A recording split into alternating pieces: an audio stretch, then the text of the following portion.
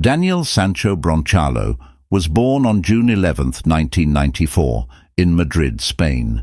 He was the fruit of a passionate romance between Spanish actors Rodolfo Sancho and Silvia Bronchalo, who met in acting classes when they were 19 and 18 years old, respectively. The relationship between Rodolfo and Silvia lasted for a while before they separated amicably when Daniel was little. In 2005, Rodolfo started a relationship with actress Xenia Tostado Caballero, but Daniel remained an only child until 2015, when Jimena, the daughter of Xenia and Rodolfo, was born. Daniel's father, a famous Spanish actor, launched his acting career when Daniel was 3 years old. The role that led him to his first success was Nico in the youth series Al Salir de Clase. Throughout his successful career, Rodolfo has received around 20 recognitions and awards for his roles. Daniel is also the grandson of another great Spanish actor, Sancho Gracia, famous for his role as Curo Jimenez in the 1970s TV show of the same name. Sancho Gracia was awarded by the New York Critics Association in February 2003 for his performance in the Mexican film El Crimen del Padre Amaro, and was nominated for a Goya Award in 2002 for Best Male Performance for his role in the film 800 Balas by Alex de la Iglesia. It was Rodolfo's father who told him that when he saw his son's face, his life would change, and it did. Despite achieving fame at the young age of 22, Rodolfo remained grounded. He understood the instability of the entertainment industry, and being a father helped him stay humble. He has mentioned this in several interviews about his life. Silvia distanced herself from the show business world and dedicated herself to raising Daniel. She started a career in the insurance business and is currently a property manager at the Mafre company. She doesn't have a social media account, and information about her is almost non-existent on the internet. The only information available about Silvia online is from an interview on the website of the restaurant chain La Muca. In the interview, she revealed that she is a fan of the British singer Sting and loves the Santander area, where she feels at home. Silvia concluded the interview by saying that her favorite things in life are skating, sleeping, and spending time with her son, Daniel. Rodolfo and Silvia, aware of all the media exposure due to Rodolfo's profession, preferred to keep Daniel out of the public eye so he could grow up as a normal child, away from media harassment. Many entertainment journalists in Spain were unaware of Daniel's existence. The father and son enjoyed spending quality time together, playing soccer, and both had an interest in the arts. In fact, when Daniel was little, he helped his father with the script essays that Rodolfo had to study. There are not many photos of the family together on social media.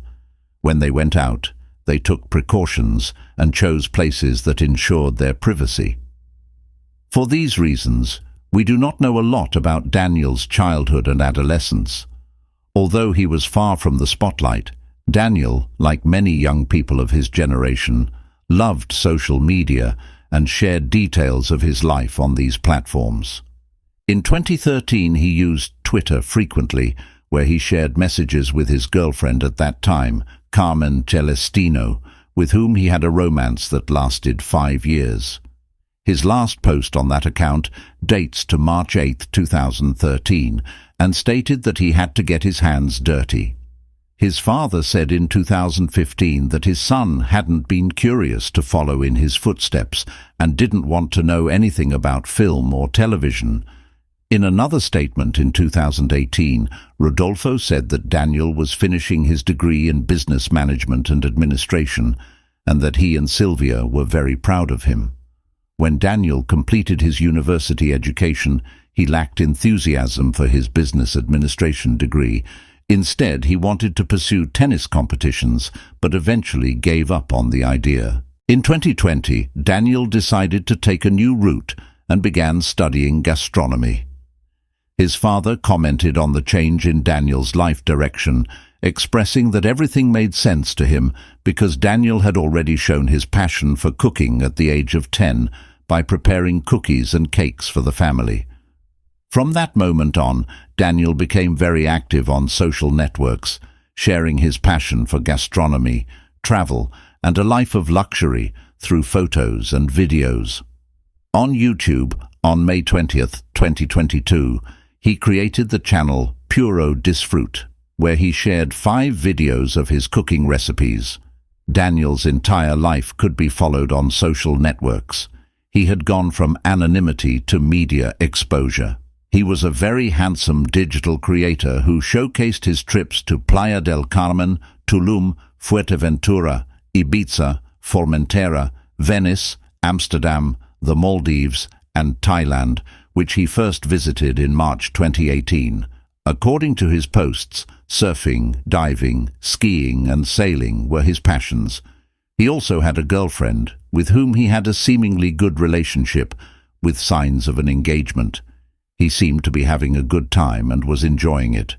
Paula, as identified by the Spanish media, was a designer and an alpine skiing enthusiast, apparently the ideal partner for the life he wanted.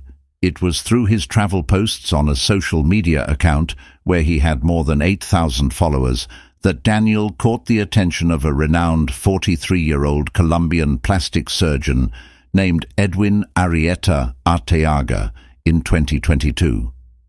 Edwin was born in Lorica, a municipality in the department of Córdoba in northern Colombia.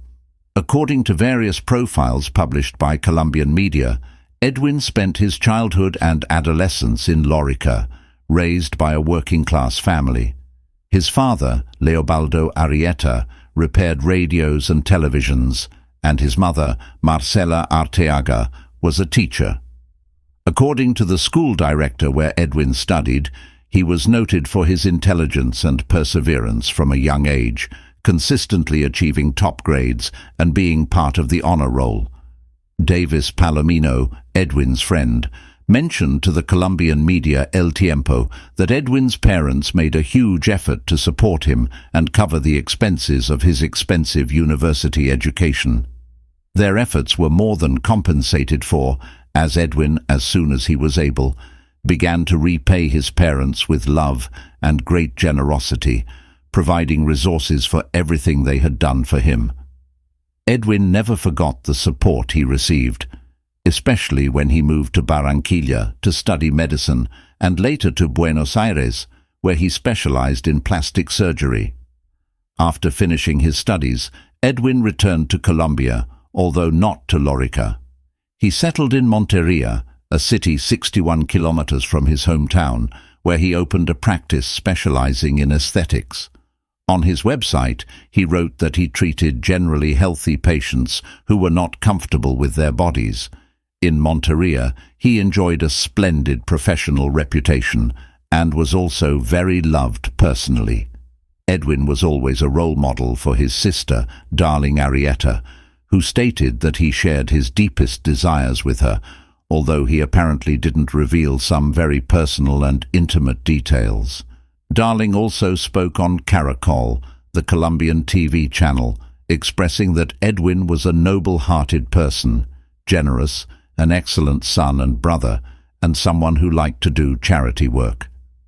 According to her, he was always charismatic, which is why he quickly stood out from the rest.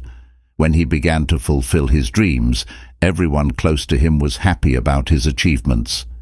Darling said, "He was a noble-hearted person, generous, an excellent son, brother, uncle and friend, a person who enjoyed doing charity work, a dreamer. His dream was to see the whole world, which is why Edwin spent his time traveling. My mother, as mothers do, was always worried and would tell him, 'Edwin, stop flying so much. Edwin, for God's sake, aren't you afraid of taking so many planes?' And he would say, 'No, Mommy, don't worry.' We can't even imagine this. It has tortured me every day and night since I found out what happened to my brother. How he suffered.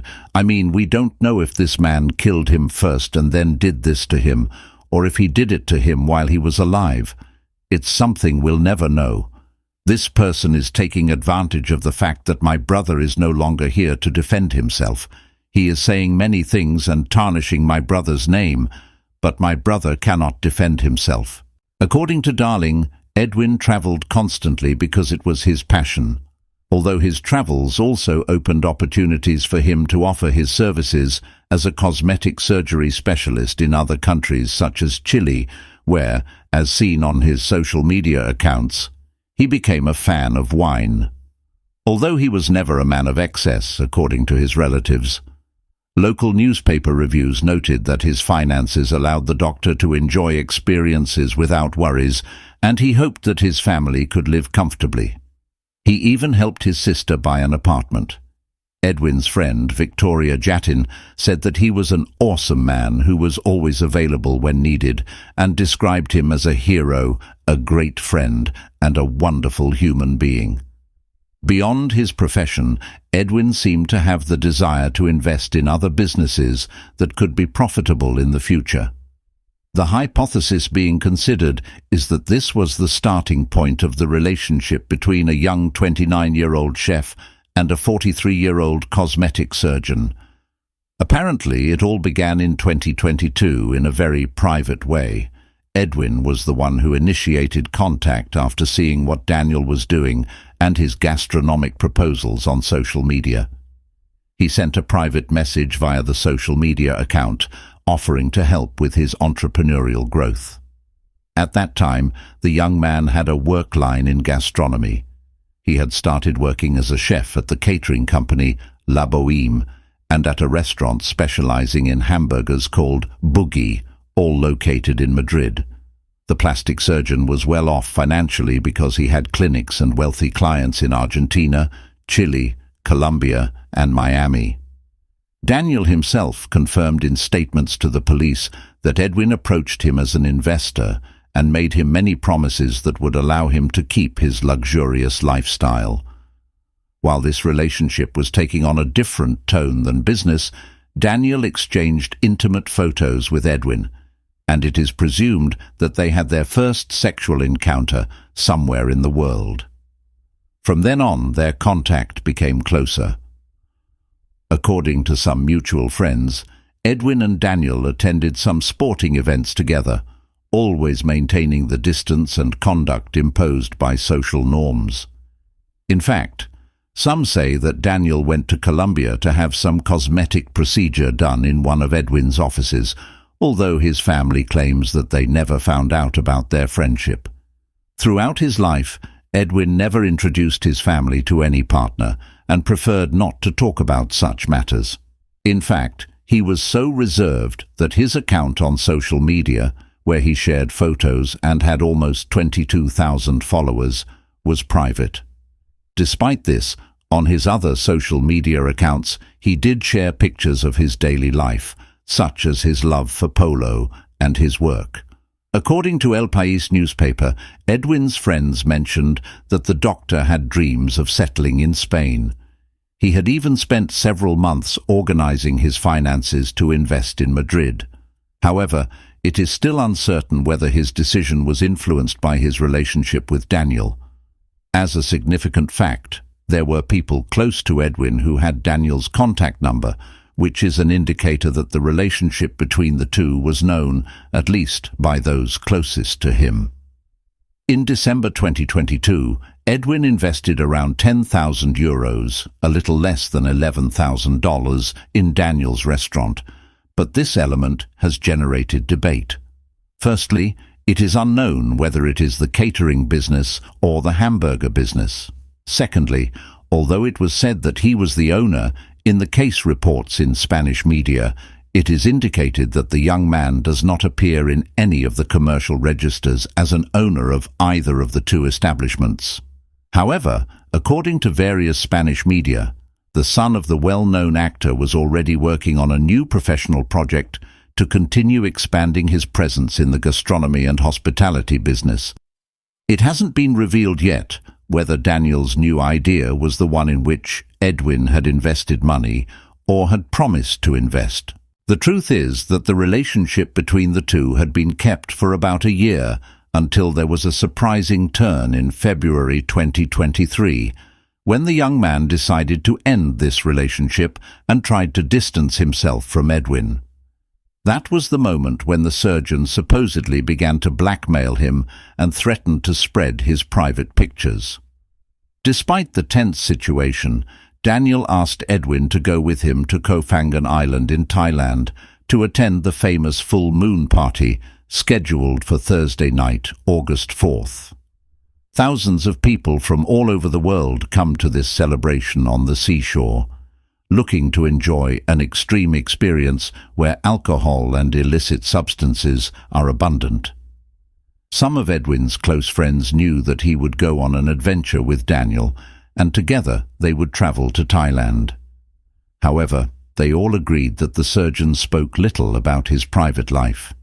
They were also surprised that Edwin wanted to be part of the extreme party atmosphere in Thailand because he wasn't a man of excesses, nor did he consume substances. As far as everyone knew, Daniel didn't have this type of behavior either. According to what has been reconstructed from what happened on the trip on Monday, July 31st, Daniel arrived at Koh Phangan and rented a motorcycle that same day. In the private villa where Daniel would stay, there was a reservation from July 31st to August 3rd, made by Edwin. On August 1st, according to CCTV footage, Daniel bought a knife, rubber gloves, plastic bags, detergent, and other tools at a local store. Several Thai media reported that he unsuccessfully tried to buy a kayak from two tourists on the same day, offering them up to $1,000. Other media indicate that he did buy the boat from a store where they gladly accepted his $1,000. On Wednesday, August 2nd at 3 p.m., Daniel picked up Edwin at the airport, and the two traveled on a motorcycle around the island. Then, they went to the villa where the accommodation was reserved. This was the last time the surgeon was seen alive. Daniel's version is that Edwin tried to have sex with him as soon as they arrived at the private villa, which had only one double room, but he says that he refused and punched Edwin. Edwin fell to the ground and hit his head, dying instantly. Why didn't Daniel seek help, call emergency services to assist Edwin, or notify the police of the supposed accidental death? This is something that is still unknown. Instead, he started to segment the body into 17 parts over 3 intense hours. He then placed the pieces in different bags with the sole purpose of getting rid of the evidence. 2 hours later, he went out in the kayak 600 meters from the coast and threw one bag into the water. On Thursday, August 3rd at 6 a.m., he took another trip in the kayak and threw another bag into the sea. 3 hours later, he checked out of the hotel where he was staying, but there was still a bag with the Colombian surgeon's remains that was not thrown into the sea. Meanwhile, Daniel decided to attend the full moon party with two friends he had met on the trip. Later, before midnight, he went to the police station to report Edwin's disappearance. According to Thai media, workers at the incinerator plant at the garbage dump found parts of a body, and this discovery started the police investigation. On August 4th, Thai authorities found another plastic bag with more of Edwin's remains, and inside it there was also a receipt that led them directly to the store where Daniel bought a knife and other materials. This was important information for the police since they could review the CCTV footage in the store. Upon discovering these incriminating clues, the authorities arrested Daniel and interrogated him. However, he initially denied the facts. At the same time, there was a conversation between Daniel and Vivi, Edwin's friend. Vivi told him that those close to the doctor were very distressed not to hear from him for many hours and asked him to look for Edwin all over the island, to which he replied that he would take the motorcycle, search the hospitals, and go to the police. Worried about not knowing anything about her friend, Vivi asked him if he had already gone to the police before talking to her. Daniel then turned the conversation around, confessing that he was being held and that they were asking him a lot of questions that made him afraid. She didn't suspect anything at that time and told him to be calm, then continued to inquire where Edwin left his luggage, suitcase and things. The young man replied that they went to the full moon party, but were staying in different hotels. Subsequently, more of Edwin's remains were found in garbage dumps and on the seashore.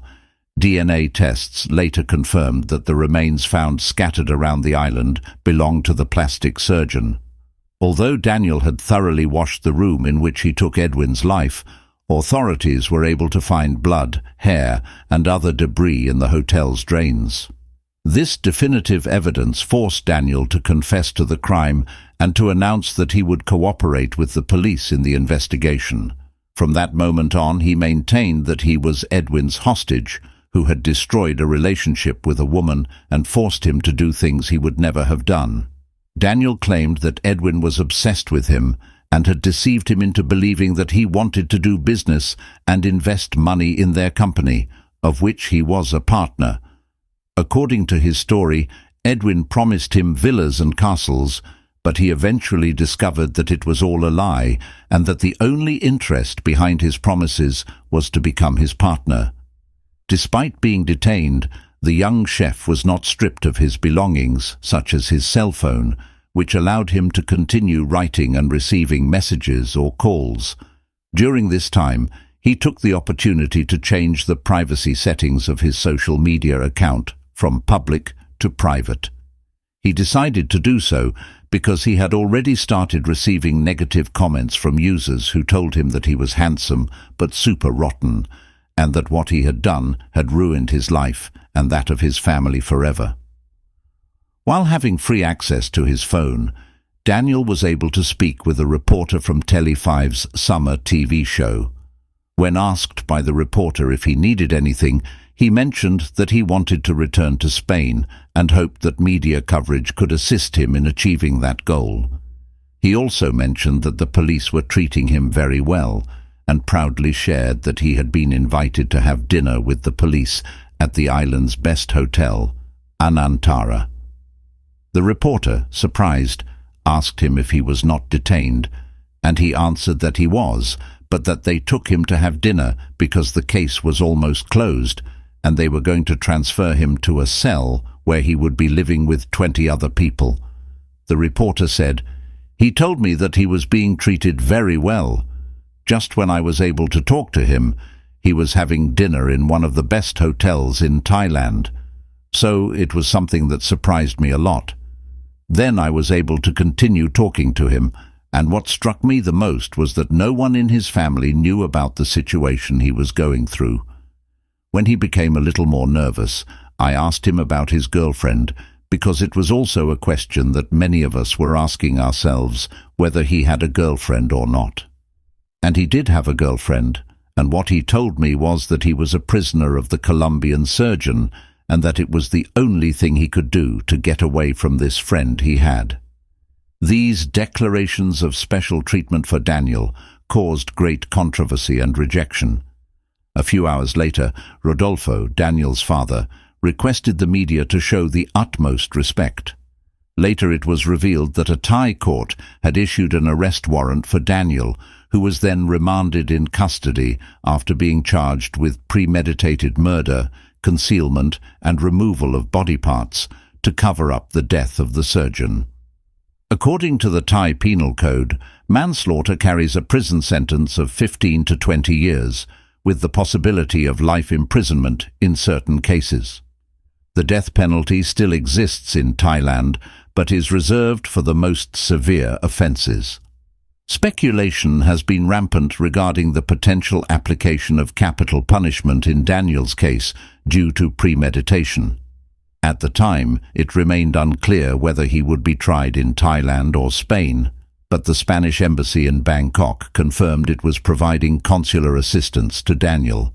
This assistance included providing a list of local lawyers and regular visits from a consular official at least once every 6 months. The defendant's family announced they had hired a private law firm to defend Daniel, according to Agencia F, although a Thai public defender currently represented him. Daniel was ultimately remanded to Koh Samui District Prison, situated over 10,000 kilometers away from the paradise island of Koh Phangan, where the incident occurred. Access to this prison requires a 40-minute ferry ride. Due to ongoing COVID-19 protocols in Thailand, Daniel had to undergo a 10-day isolation period upon arrival. It is projected that Daniel may remain in this prison for approximately 6 months while awaiting the initiation of his trial. Following this period, he is expected to be transferred to a maximum security facility. Anecdotally, since his transfer, a dozen correspondents from several Spanish television stations have been stationed outside the prison, seeking to capture and be informed minute by minute of what Daniel is going through. Precisely because of the deployment of the Spanish media in Thailand, details have come to light thanks to journalistic investigations. One of the most relevant pieces of information was provided by Adrian Fonsillas, a correspondent in Thailand for Antenna 3, who announced that a message containing death threats from Edwin to Daniel had been discovered. Adrian, who has been immersed in the Koh Phangan investigation, shared additional details during his appearance on the Spanish morning show Espejo Público. According to his statements, Daniel's cell phone is under scrutiny, and this threatening message has changed the perspective of investigators. In the message, Edwin allegedly threatened to take the young man's life if he decided to end their relationship, which had lasted for more than a year.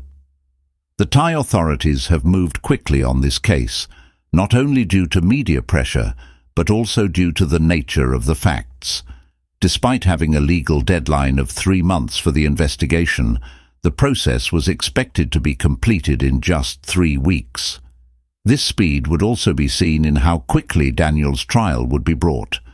In fact, the investigation has moved swiftly forward, focusing on street security camera footage and awaiting further DNA evidence from Edwin, including a T-shirt with several stab wounds, as well as processing evidence found in the room of the Villas Hotel where they stayed. In addition, it was reported that Thai authorities were convinced that this was a premeditated act. They relied on security footage showing Daniel buying bags, a sharp instrument, and cleaning supplies before Edwin's arrival on the island. During the investigation, officials indicated that there was an additional mystery: the absence of Edwin's cell phone and passport. These missing elements introduce complexity to the case and raise unanswered questions. During all the events of this case, which had dramatic overtones, Paula, the girlfriend with whom Daniel had planned to formalize the relationship and ask her to marry him, entered the scene. However, according to the young man's statements to the Thai authorities, Edwin had destroyed that relationship by keeping him for the last year in a crystal cage, a cage nonetheless. During his conversations with different Spanish journalists, Daniel sent a public message to Paula, telling her to take care of being happy and to move on with her life. Why he did not call directly but spoke through the media is unknown. Meanwhile, due to the rumors about the nature of the relationship between Edwin and Daniel, which went far beyond friendship and business, Edwin's family expressed that they were very affected and outraged by this loss. In a statement to the national and regional media, the Arrieta family announced that they would refrain from making any further statements about the events. They argued that they didn't want to hinder the investigation process and the diplomatic steps being taken by the official agencies of the states involved. Although the family said in the statement that they wouldn't make any more comments, Edwin's sister Darling spoke with Agencia F and expressed that the people of Santa Cruz de Lorica are shocked and in mourning. She added that Daniel not only cut Edwin into pieces, but also destroyed the entire family, saying it is as if he had ripped out their hearts. Darling maintained her position that Daniel set up an ambush against Edwin and did so consciously. As a spokesperson for the Arrieta family, Darling asked for justice in the face of the immense pain they are going through and referred to how heartbreaking the suffering of her parents is. She also said she hopes that once Daniel is tried, he will serve his sentence in the Asian country. According to the TV show En Boca de Todos, Rodolfo managed to contact the Colombian surgeon's sister to ask for forgiveness and express the deep pain felt by his whole family for the events. He told Darling that he was very sorry for what happened to her brother and believed that his son must have had a disorder the day he committed the acts. He then commented that there were 2 destroyed families and that he was sorry for everything that happened. Daniel's family also wanted to issue a public statement, beginning with their condolences for Edwin's death. Then they thanked the press for their interest, but warned that making statements could affect the investigation. They also asked for respect for the painful moment that both families are going through due to this terrible situation. The note was sent to Agencia F by Fernando Oca, director of the law firm representing Daniel. On August 15, 2023, the Thai police held a press conference to announce the closure of the investigation in 10 days, well before the maximum time limit of 84 days, according to Thai law. If it was premeditated and something that had been prepared beforehand, it usually results in the death penalty. After inspecting the crime scene, we found only one person involved, and that is Daniel. The reason for the murder was that Daniel no longer wanted to have a relationship with Edwin Arrieta. All the evidence has led the suspect to confess. His motives involve the affairs between them. Today we held a press conference to announce the closure of the case, and I myself have spoken to the Colombian ambassador. For Thai investigators, the motive in the case was that Daniel took Edwin's life to end their relationship, and he did it without anyone's help, as there are no recordings of other people near the place where the surgeon's life was taken. This refutes the request from the members of the law firm representing the Sancho family, expert criminologists and lawyers who suggested investigating the possible participation of other persons in the events. Thai investigators indicated that the specific cause of Edwin's death could not be precisely determined. On the one hand, based on the cuts to Edwin's clothing found during the investigation, they estimated that he may have received a lethal stab wound to the chest. However, they also didn't rule out that he died due to a blow to the bathtub after Daniel pushed him during an argument, as the young man indicated in his first statement. Agent Surachate Hakpan, known as Big Joke, head of the investigation in Thailand, didn't mince his words at the press conference. He said he would seek the death penalty for Daniel because of the motive and premeditation. He also confirmed that toxicology tests found no traces of drugs on Daniel and insisted that it was suspicious and striking that Edwin's cell phone was still missing. The money Edwin may have given Daniel sparked initial interest. There has been talk of a salary of 25,000 euros a month on a credit card, and there was also a rumor that 80,000 euros in cash had been found in the room where the fatal attack took place. According to the surgeon's family, that money was for the purchase of medical equipment. However, Thai investigators confirmed that the safe in the room shared by Daniel and Edwin contained only $9,000. After the press conference, the Thai police assured that the investigation would continue in preparation for the trial they want to take place next September. They said they would seek capital punishment for Daniel. In the most recent versions published by Spanish media, it is said that Daniel had planned a wedding in Indonesia, and that for this reason, seeing that Edwin refused to end the relationship, he decided to take his life. The woman that some media call Laura and others call Paula had a long-standing relationship with the chef, who proposed 2 weddings.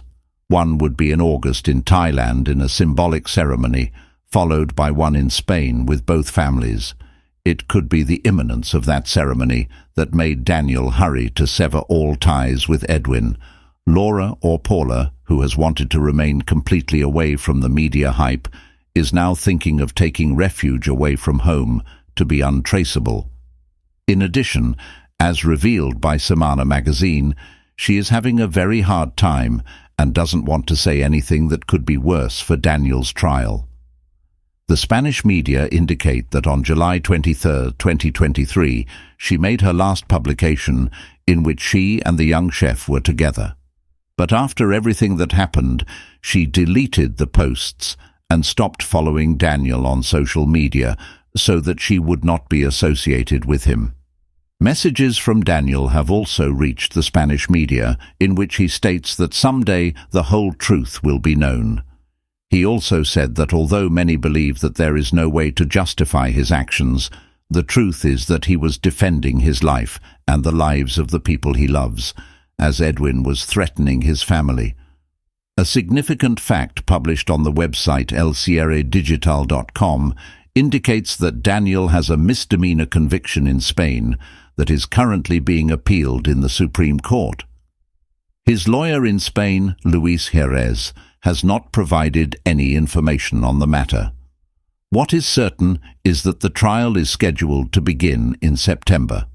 Before concluding this video, I want to introduce you to the defenders representing Daniel and their credentials. On the one hand, there is the law firm headed by Fernando Oka in Thailand, which, on behalf of the Sancho family, is trying to prevent Daniel from entering the maximum security prison in Thailand. Fernando and the criminal lawyer, Kun Anan, are currently in charge of advising the young man in Thailand. Kun's services are required since in Thai courts, Spanish lawyers cannot handle the defense. Born in Barcelona to Aragonese parents, Fernando has a degree in business from Abat Oliba CEU University. His first jobs were in his native Barcelona, where he worked as an assistant financial manager in well-known companies. In 2005, he moved to Brussels for new professional challenges, and in April 2006, he relocated to Thailand, a country he has not left since then. For the last 10 years, he has been the director of the Bangkok office called Siam Royal International Law and Accounting Associates, which offers legal, financial, tax, labor, and accounting consulting services. In Daniel's case, they indicated that Rodolfo contacted the Spanish embassy in Thailand to know how to proceed, and they put him in contact with Fernando, who then contacted Kun, a criminal lawyer. Fernando's first objective is to keep Daniel in Samui prison, a facility where he would be held on a provisional basis until a final sentence is issued. Samui is a smaller prison with shorter sentences of up to 15 years. In this prison, Daniel can move around more freely, buy things, and have some security. The defense also seeks to expedite the proceedings, not only to have the trial held as soon as possible, but also to reduce the minimum time Daniel would have to spend in a Thai prison. The time would range at least between 4 and 8 years, and Daniel's defense is trying to have him spend a maximum of 4 years in the country, after which they would request a transfer to finish his sentence in Spain. The transfer to his home country would be possible thanks to the cooperation agreement signed in 1983 and still in force between Spain and Thailand regarding the execution of criminal sentences. It provides for the transfer if the person is sentenced to life imprisonment. Another condition is that the crime exists in the penal codes of both countries and that it was not a crime against the Thai state. Even so, it establishes that he would have to wait a minimum of 8 years in a Thai prison, a term that Daniel's defense will try to shorten to 4 years. They also hope to be able to reduce the sentence. The main penalties being speculated are either the death penalty for premeditated murder or life imprisonment. According to some media reports, the victim's family may not request capital punishment for Daniel due to their religious beliefs.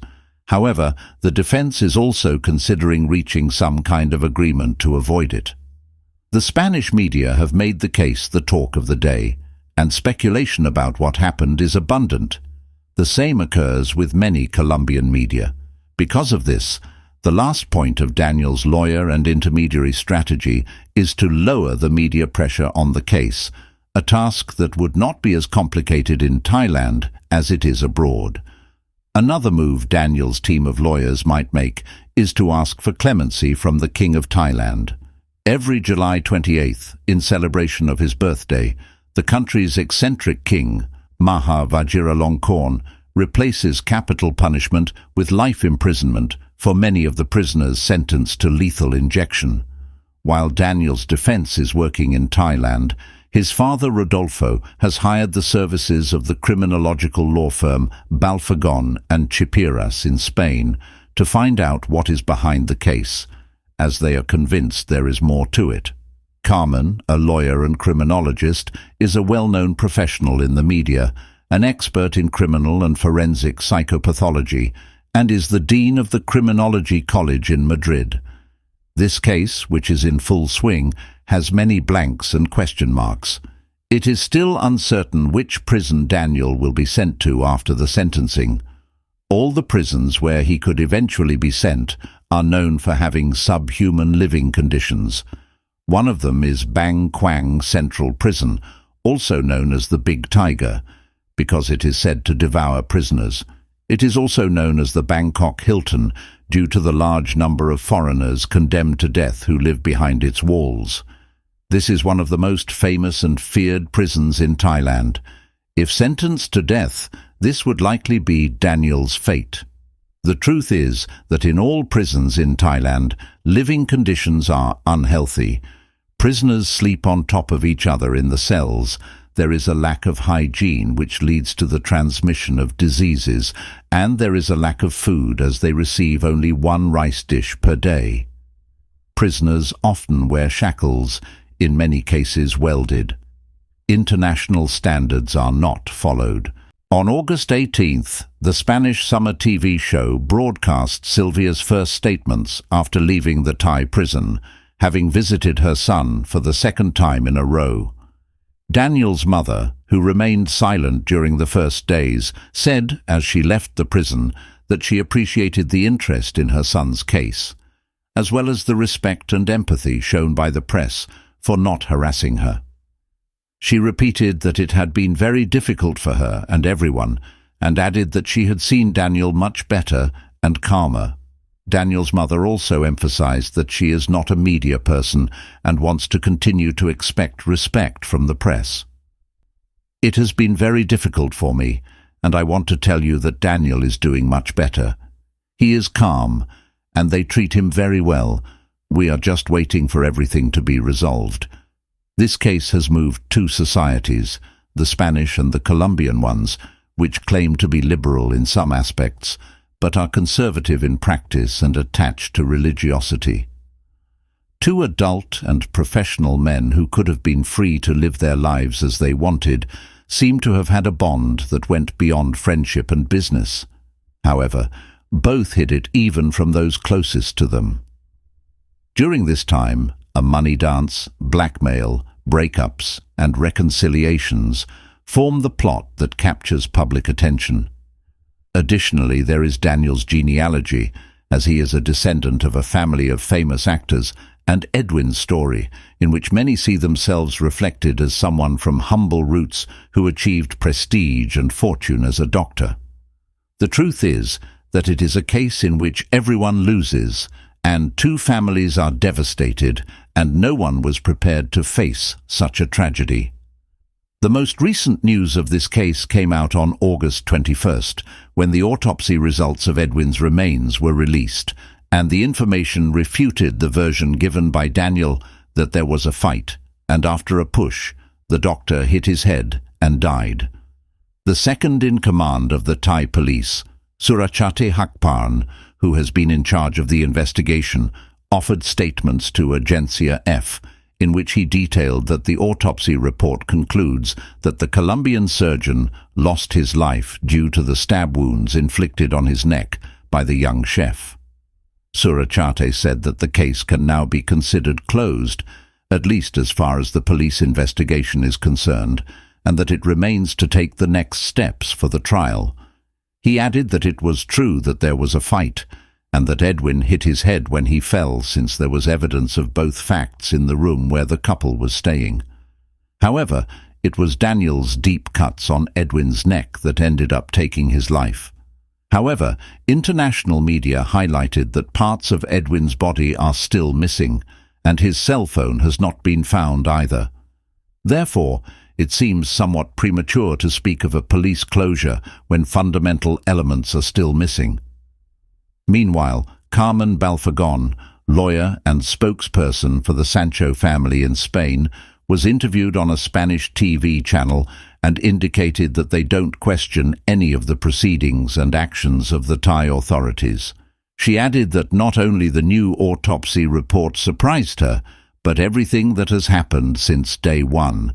That's all for today's story. Leave your comments below. What do you think about this tragic event? Before you go, please like, and if you find this content interesting, subscribe. Don't forget to activate the notification bell to stay updated.